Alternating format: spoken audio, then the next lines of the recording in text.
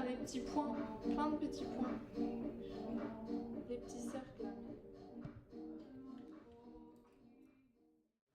本当にその柔らかい表現なかなか手で描いてはできない表現ですし、線量も、結局手で描くんじゃなくて自然にこう線量が入っていきますし、それをこう僕ら染める人が手伝うというか、半分はその自然に染まっていくものであって、それを調整するというのが絞りの染め方の、コツなわけですね。で、そういうものでできるものはやはり僕ら染めてますけど半分はその人じゃないものというか、自然に入っていく感じがありまして、そういう例えばそれでその木の幹を表現とかすると本当にその自然な木の幹のような表現になったりとかします。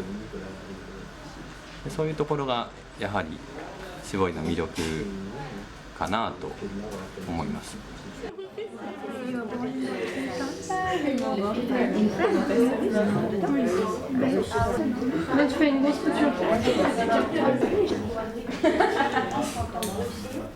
Je peux avoir le ciseau là s'il vous plaît.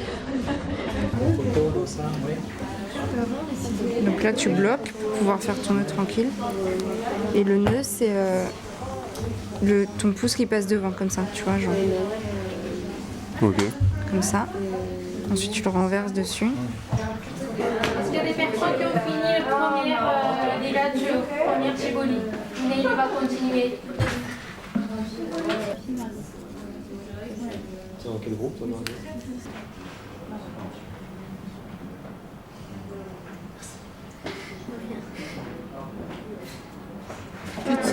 Tu tires les deux en même temps, mais tu fais attention à pas casser. Et les deux en même temps. Et tu fais attention que ça rentre pas dedans.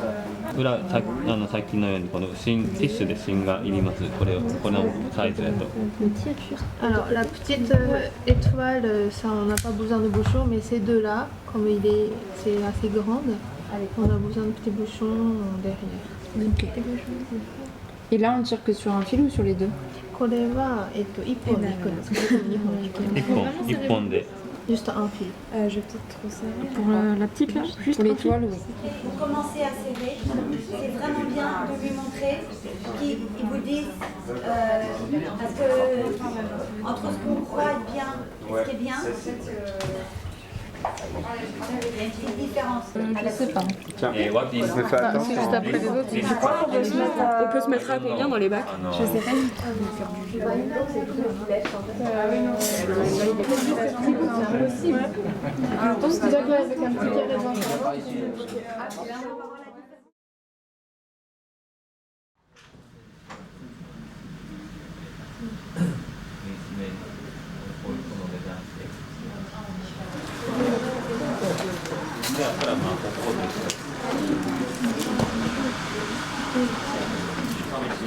Je les donne dans la rue, je les ramène comme nous quand j'ai gagné.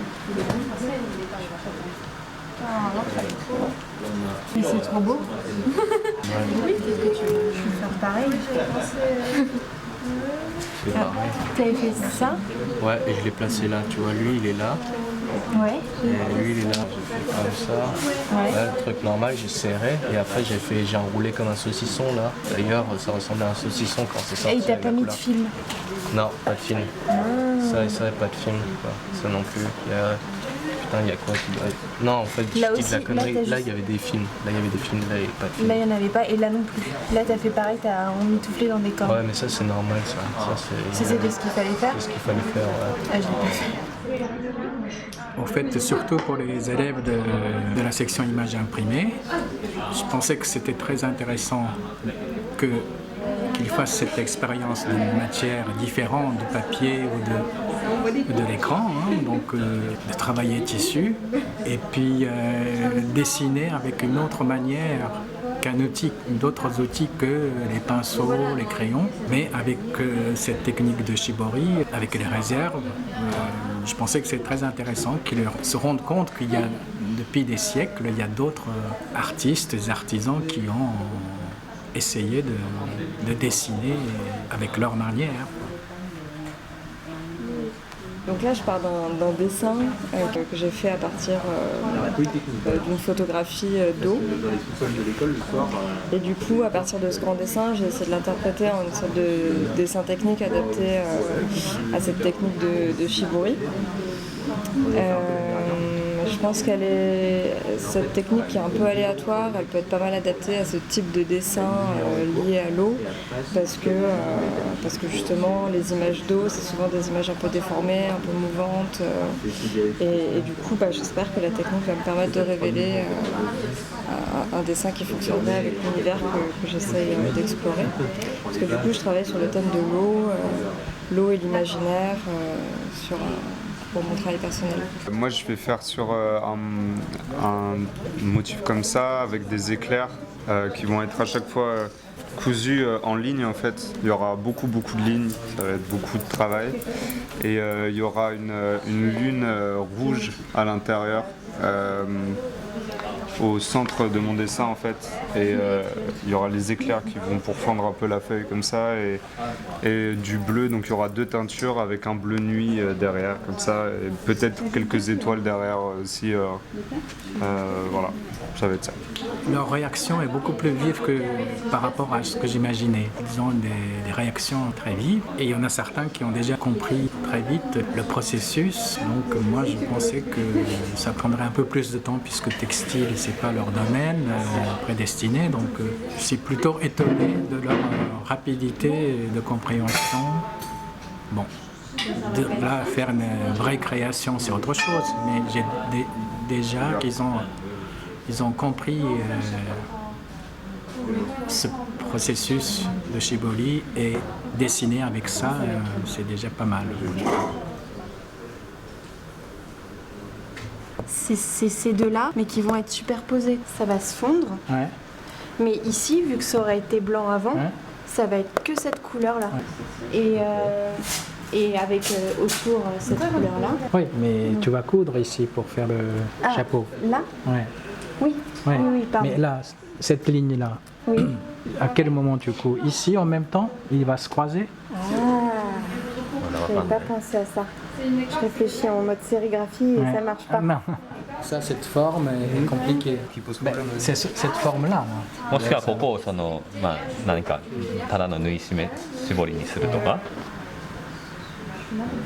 Et là, il faut se pencher un peu plus près. Ça, c'est pas encore abouti. D'accord. La forme. Jusque-là, ça va. ここまでは大丈夫です。それはとても簡単 Ça, にで c'est きます。 assez facile. Et là, tu dessines en fait les fourmis. Oui. Tu dessines à l'encre. この丸が難しいんですか？このこう入り組んでるところが。c'est la forme de ça qui complexifie le niveau. これがなかったら、これがなかったらまあ。Ici, c'est les shibori au chapeau, les deux. D'accord. Ouais, tu vois, ça complexifie. L'encre elle va arriver là et ça va détruire le blanc du passage. D'accord. Donc Mais en si fait, tu tiens. je sais pas parce que je connais pas du tout. Je voudrais faire quelque chose qui puisse être abouti quand même. Ouais.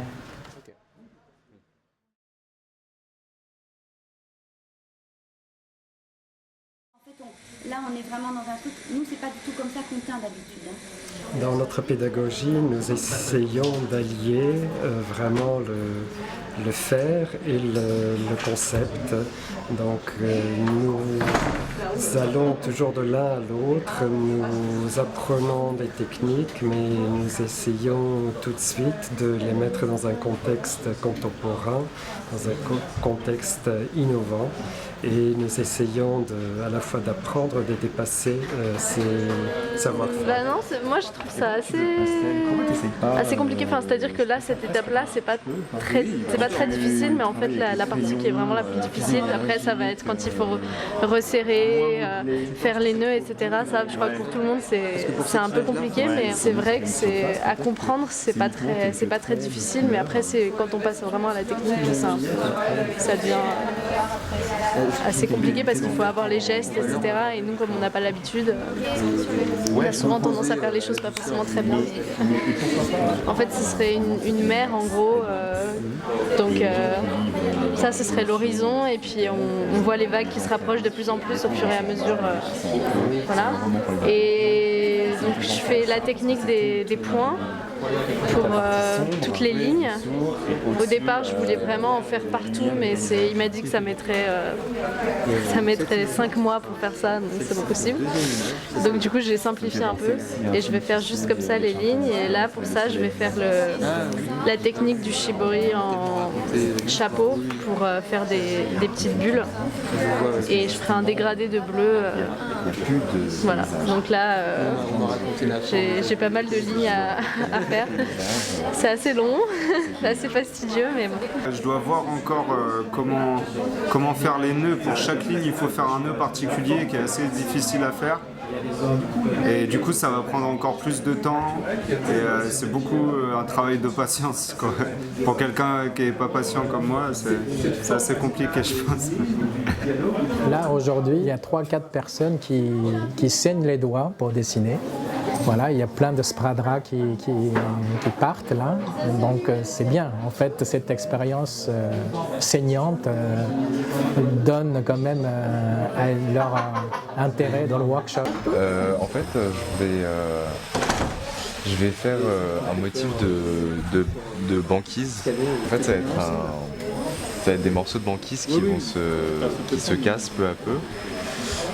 Dans l'eau, et les traits, ce sera des vagues, des petites vagues qui s'en vont par là, et en fait il y aura un dégradé du blanc au bleu, et ce sera la banquise qui s'efface peu à peu dans l'eau. J'avais simplifié ma forme parce qu'elle était un peu trop difficile à adapter au shibori. Ces formes étaient un peu trop simples et là trop complexes. J'essaye de trouver le juste milieu entre... Et je les ai un peu trop simplifiés, donc là je donne un peu de détails à mon dessin. Dans mon projet personnel, je voulais travailler avec la technique de shibori et la technique de tissage ikat japonais.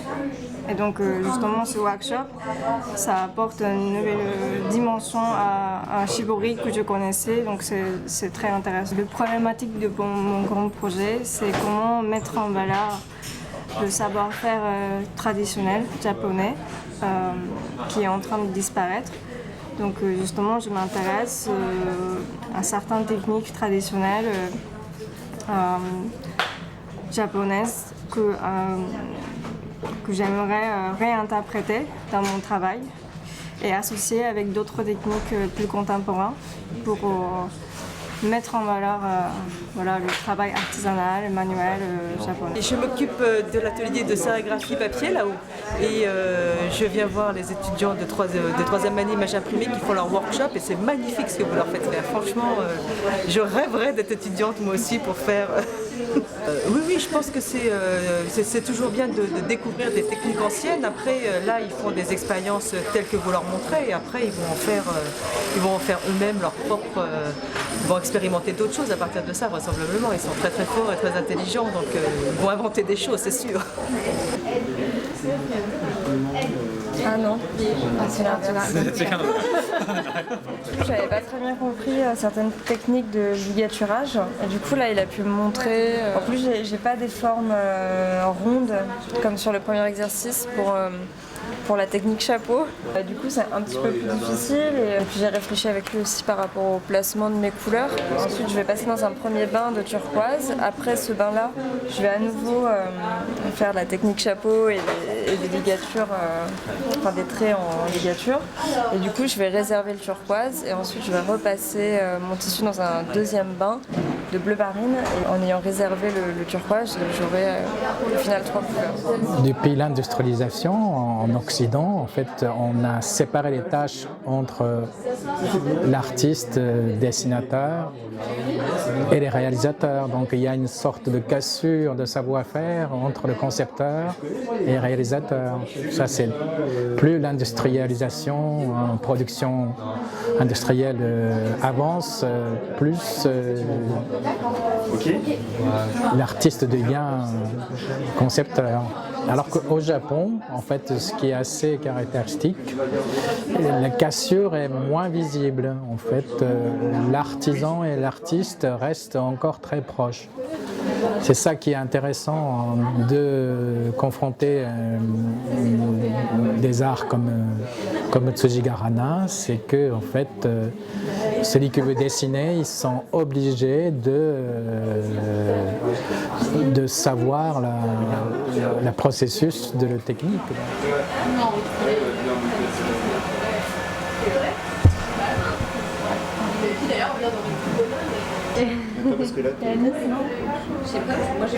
Mais on commence à progresser. C'est très, enfin c'est lent. Ouais, mais il faut Ok. Moi je vais essayer de continuer. Ok. Allez, Oui. merci. J'essaye d'obtenir un peu l'illusion du volume. Oui. Et du coup, j'ai fait un pochoir et j'essaye de faire des fausses ombres de forme sur mon tissu. Et en fait, j'avais pas la bonne technique, alors j'ai commencé et c'était pas beau.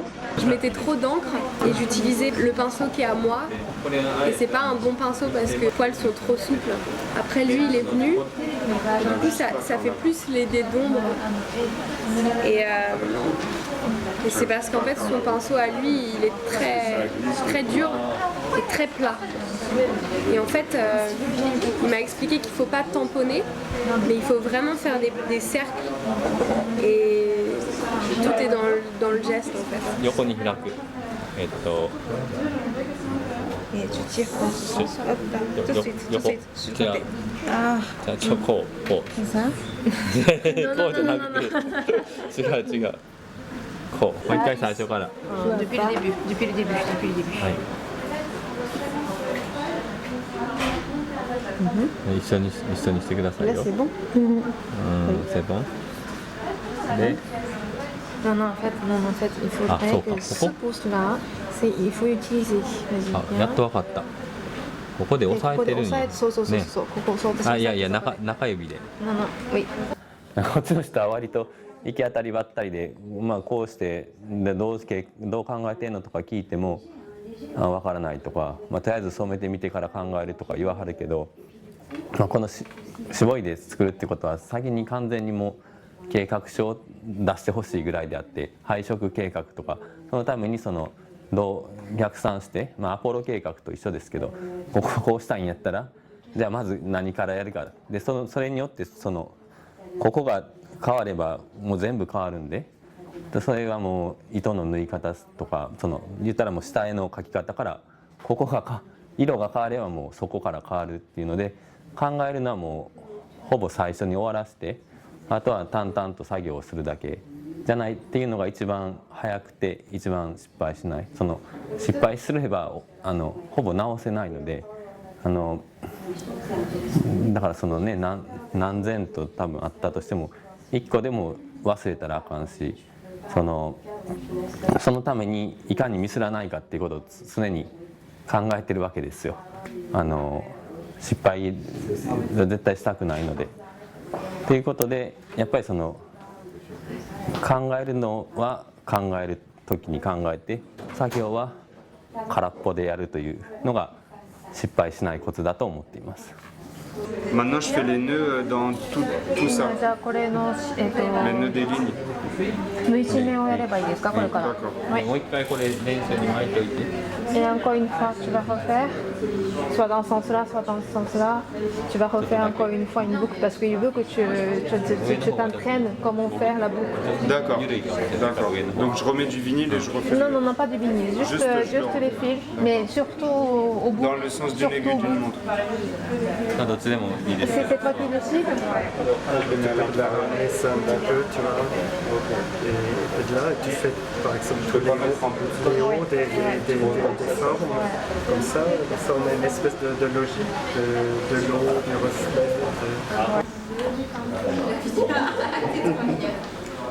Ah ouais, j'adore.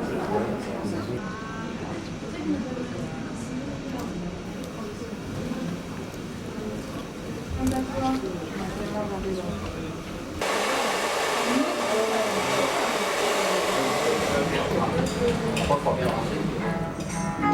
il n'y a pas de grille en fait? Non, je crois qu'on n'avait pas rien.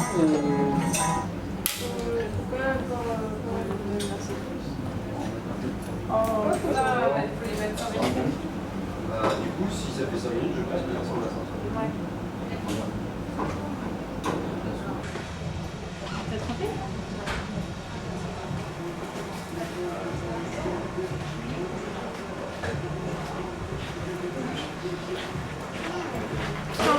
You make a You make a cinnamon?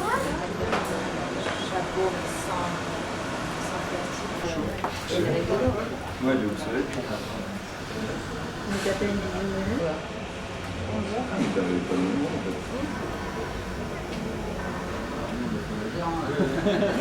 Ouais, ok, je vais pas faire des trucs comme ça. Du coup, le fait de pallier par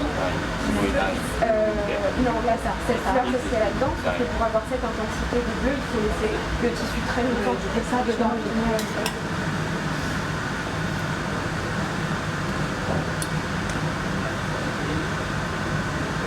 はい、じゃあ、水で洗ってください。On va lavage à l'eau froide. Ça permet très bien de savoir si c'est bon ou si c'est pas le dessert et quoi. Non, franchement, moi, c'est moche. On fait à partir avec les barils. En gros, soit tu as des difficultés dans les couleurs entre les soit tu n'as pas. Alors pour nous, c'était une semaine très riche, très intéressante. Les étudiants étaient très intéressés par cette technique, ils ne connaissaient pas du tout, bien sûr, et sont très motivés et sont vraiment engagés dans le travail. Donc nous, on est très contents de cette expérience. Je pense que ça a ouvert aussi des possibilités de dessin avec la matière qu'ils ne connaissaient pas. Donc c'était un très bel apprentissage et je pense que ça va avoir des répercussions sur leurs travaux futurs. Enfin, c'est ce qu'on espère en tout cas. Et qu'ils poussent plus loin encore cette expérience dans leurs travaux personnels. Évidemment, là, en une semaine, ce n'est qu'une petite initiation à cette technique, mais en tout cas, on espère que ça va avoir des suites dans les travaux à venir. Encore une peinture. Après séchage et normalement c'est bon. Ça avance, c'est la dernière partie là. Là il me reste à finir les chapeaux et ensuite je mettrai dans un bain de teinture rouge. Voilà, comme ça après il y aura les deux couleurs qui vont se superposer. Comme j'ai montré plusieurs fois au fur et à mesure de la production mon travail à Takeshi, il a pu m'orienter un petit peu sur ce que je devais faire et ne pas faire. Et donc du coup doucement mais sûrement ça avance sur l'idée que j'avais à la base. En fait tout l'aspect technique de manipulation était pas du tout évident. Donc il a fallu en fait se tromper plusieurs fois pour trouver la bonne technique et se trouver sa propre technique. Donc, je suis assez satisfait du résultat, de la tournure que c'est en train de prendre. Mais après c'est pas fini, donc voilà, reste à voir quand ce sera fini. やっぱその何かを感じ取ってもらえるものがいいものだと、その見てて伝わってくるもの、それはすごく抽象的ですけど、それがとてもいいものだと思います。だから何も感じないようなものしか作れないんやったら別に作る意味もないし、やめたらいいと思いますし、だから本当にそのインクジェットは本当にね今すごいから、常にだから絵と写真と一緒でしょうね。写真ができた時に絵はもういらんのかと考えた人もいるかもしれんけど、別にそうじゃないし、絵画は絵画でちゃんとあるし、ただでもその別に写真でいいやっていうような絵やったら別に描く必要もない、そういうところと一緒かなと思って、いいものを作るとか、いいものっていうのはやはり何かその形よりも何かやっぱり作った人の思いが伝わってくるものだと Cet 思います。 atelier ici est un atelier de prototypage en textile et c'est plutôt un endroit où par le passé, vraiment notre priorité, c'était de donner aux étudiants la connaissance et la maîtrise des moyens industriels pour produire, pour teindre, pour imprimer des tissus, pour ennoblir des tissus. Et voilà, c'était important qu'ils soient en prise directe avec l'industrie et pour pouvoir dialoguer dans leur vie future de designer. Aujourd'hui, il y a toujours cette préoccupation-là, puisque de toute façon, c'est toujours des étudiants qui vont devoir être partie prenante dans le processus de fabrication de ce qu'ils vont créer, inventer, innover. Mais on est vraiment dans une préoccupation donc qui se rapproche d'un mouvement, on appelle le slow design, c'est un peu vaste, mais c'est quand même une préoccupation que les étudiants ont de manière un peu récurrente, c'est de s'interroger sur le sens des objets et des productions qu'ils vont faire et par différents moyens justement retrouver un rythme de production de ces tissus, de ces objets, qui leur permet de mûrir avec un rythme plus adapté à celui de l'homme. Donc des productions qui sont plus lentes à faire et qui font beaucoup plus appel à la main, au savoir-faire, à l'artisanat, ou aussi dans la même préoccupation de slow design, se poser plus de questions sur le cycle des produits, leur origine, d'où vient la matière première, avoir des choses dont on soit conscient du cycle, est-ce qu'ils sont recyclables, est-ce qu'ils sont biodégradables, qu'est-ce qu'on a mis dedans, et être beaucoup plus responsable dans l'ensemble du processus de fabrication de tous ces objets, de tous ces tissus. Et voilà, donc cette préoccupation-là, elle fait une espèce de pont et de réconciliation entre l'artisanat, le savoir-faire, la main, tous les process ancestraux auxquels les étudiants comme ceux des arts déco ont envie d'amener une réflexion complètement pleine de leur savoir-faire technologique aussi et de leurs préoccupations actuelles. Donc c'est une espèce d'alliance et d'alliage que souvent ils proposent entre un artisanat, un savoir-faire qu'ils ont hérité, qu'ils essayent d'apprendre plus ancestral, et puis pouvoir le mixer avec des technologies complètement contemporaines. Voilà, aujourd'hui par exemple, l'exemple très simple, ils vont faire des pochoirs pour travailler les tissus dans cette technique, mais ils vont découper les pochoirs avec une découpe laser.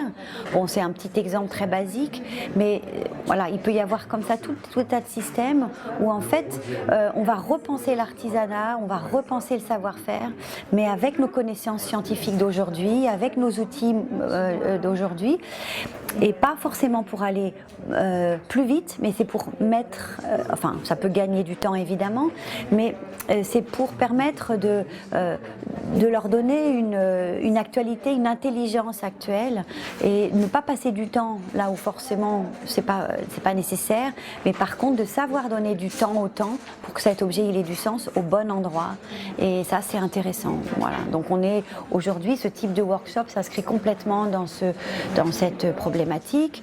On en a fait d'autres, on en fait régulièrement, et les étudiants sont très curieux, très demandeurs, et on voit ressurgir le bénéfice de ces apprentissages dans leurs grands projets, dans leurs projets personnels. Alors ça n'a pas forcément la forme exactement d'origine, mais ça les nourrit, et en fait ça vient, ça rentre dans leur concept, dans leur réflexion d'intégrer ces savoir-faire dans un mode de création beaucoup plus contemporain.